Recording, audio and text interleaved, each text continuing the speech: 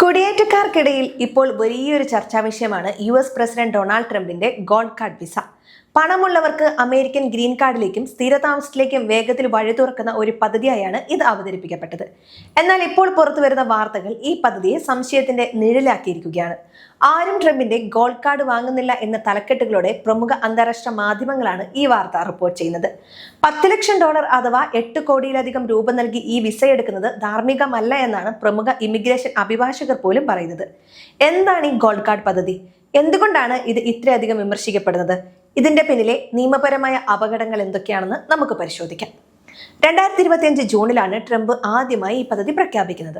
സെപ്റ്റംബറിൽ ഒരു എക്സിക്യൂട്ടീവ് ഉത്തരവിലൂടെ ഇത് ഔദ്യോഗികമായി നടപ്പിലാക്കി. ഈ പദ്ധതിയുടെ പ്രധാന സവിശേഷതകളാണ് ഇനി പറയുന്നത്. ഒരാൾക്ക് ഈ വിസ ലഭിക്കണമെങ്കിൽ $10 ലക്ഷം മുതൽ $20 ലക്ഷം വരെ അമേരിക്കൻ സർക്കാരിലേക്ക് നൽകണം. വിസ തുകയ്ക്ക് പുറമെ $10,000 നോൺ റീഫണ്ടബിൾ അപേക്ഷാ ഫീസായി നൽകണം. സാധാരണയായി കഴിവിനും വിദ്യാഭ്യാസത്തിനും മുൻഗണന നൽകുന്ന EB1, EB2 വിസ കാറ്റഗറികളിലേക്കാണ് ഈ പണമടച്ചുള്ള പ്രവേശനം അനുവദിക്കുന്നത്. വലിയ തുക നൽകുന്നതിലൂടെ സാധാരണഗതിയിൽ വർഷങ്ങളെടുക്കുന്ന ഗ്രീൻ കാർഡ് നടപടികൾ വേഗത്തിലാക്കാമെന്നതാണ് ഭരണകൂടം നൽകുന്ന വാഗ്ദാനം. ഈ പദ്ധതിയിലൂടെ 80,000 കാർഡുകൾ വിൽക്കുമെന്നും അതിലൂടെ $100 ബില്യൺ US ഖജനാവിലേക്ക് എത്തുമെന്നാണ് ഉദ്യോഗസ്ഥർ വിലയിരുത്തുന്നതെങ്കിലും ഇതിന്റെ യാഥാർത്ഥ്യം ഇതിൽ നിന്നും വേറെ അകലെയാണെന്നാണ് വിമർശകർ ചൂണ്ടിക്കാണിക്കുന്നത്. ഈ പദ്ധതിയെ അൺഎത്തിക്കൽ എന്നാണ് പ്രമുഖ അഭിഭാഷകർ വിശേഷിപ്പിക്കുന്നത്.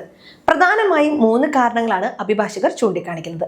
ഈ വിസ പദ്ധതിക്ക് US പാർലമെന്റിന്റെ അംഗീകാരമില്ല. ഒരു എക്സിക്യൂട്ടീവ് ഓർഡർ വഴി മാത്രമാണ് ഇത് കൊണ്ടുവന്നത്.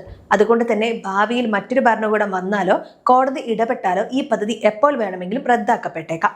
American association of university professors ഉൾപ്പെടെയുള്ള സംഘടനകൾ ഈ പദ്ധതിക്കെതിരെ കോടതിയെ സമീപിച്ചിട്ടുണ്ട്. പണമുള്ളവർക്ക് മുൻഗണന നൽകുന്നത് കഴിവുള്ളവരുടെ അവസരം ഇല്ലാതാക്കുന്നു എന്നതാണ് അവർ ഉന്നയിക്കുന്ന വാദം. അതോടൊപ്പം വലിയ തുകകൾ കൈമാറുന്നതിലൂടെ ഉണ്ടാകുന്ന ടാക്സ് ബാധ്യതകളെക്കുറിച്ച് ഇപ്പോഴും വ്യക്തതയില്ല എന്നും റിപ്പോർട്ടുകളിൽ പറയുന്നു. ഭരണകൂടം വലിയ അവകാശവാദങ്ങൾ ഉന്നയിച്ചെങ്കിലും ഔദ്യോഗിക കണക്കിൽ നിരാശാജനകമാണെന്നാണ് കണക്കുകൾ പറയുന്നത്. ഡിപ്പാർട്ട്മെന്റ് ഓഫ് ഹോംലാൻഡ് സെക്യൂരിറ്റി കോടതിയിൽ നൽകിയ റിപ്പോർട്ട് പ്രകാരം ഇതുവരെ വെറും 338 പേർ മാത്രമാണ് ഗോൾഡ് കാർഡിനായി താല്പര്യം പ്രകടിപ്പിച്ചത്. ഇതിൽ 165 പേർ മാത്രമാണ് $10,000 പ്രോസസിംഗ് ഫീസ് അടച്ചത്. ഹോർവാർഡ് ലുട്നിക് നേരത്തെ അവകാശപ്പെട്ടത് ആയിരക്കണക്കിന് കാർഡുകൾ നൽകിക്കഴിഞ്ഞുവെന്നായിരുന്നുവെങ്കിലും സഭയിൽ അദ്ദേഹം പിന്നീട് സമ്മതിച്ച് വെറും ഒരാൾക്ക് മാത്രമാണ് ഇതുവരെ ഈ കാർഡ് അനുവദിച്ചത് എന്നാണ്. ഇന്ത്യൻ IT പ്രൊഫഷണലുകൾക്കും മറ്റു വിദഗ്ധ തൊഴിലാളികൾക്കും വലിയ തിരിച്ചടിയാണ് ഈ നീക്കം. സാധാരണയായി കഴിവുള്ളവർക്ക് നൽകുന്ന EB1, EB2 വിസ സ്ലോട്ടുകൾ പണമുള്ളവർക്ക് ലേലത്തിന് വയ്ക്കുന്നത് കരിയർ സ്വപ്നങ്ങളുമായി അമേരിക്കയിൽ എത്തുന്നവർക്ക് വലിയ പ്രതിസന്ധിയാണ് ഉണ്ടാക്കുന്നത്. അതിനോടൊപ്പം തന്നെ ട്രംപ് ഭരണകൂടം H1B വിസകൾക്ക് $1 ലക്ഷം അധിക ഫീസ് ഏർപ്പെടുത്തിയത് മറ്റൊരു വലിയ വിവാദമാണ്. ഒരു കമ്പനി ഒരു വിദേശ തൊഴിലാളിയെ നിയമിക്കുമ്പോൾ ഈ തുക നൽകണമെന്നത് ചെറുകിട കമ്പനികളെ ഇന്ത്യക്കാരെ നിയമിക്കുന്നതിൽ നിന്നും പിന്തിരിപ്പിക്കും.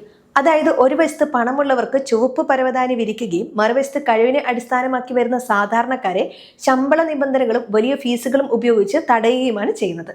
ഗോൾഡ് കാർഡ് പദ്ധതി വഴി പണം നൽകി വരുന്നവരുടെ പശ്ചാത്തലം പരിശോധിക്കുന്നതിൽ വലിയ വീഴ്ചകൾ സംഭവിക്കാമെന്ന് സുരക്ഷാ ഉദ്യോഗസ്ഥർ മുന്നറിയിപ്പ് നൽകുന്നുണ്ട്. പണത്തിന്റെ സ്രോതസ് കണ്ടെത്തുക എന്നത് പ്രായോഗികമായി ബുദ്ധിമുട്ടാണ്.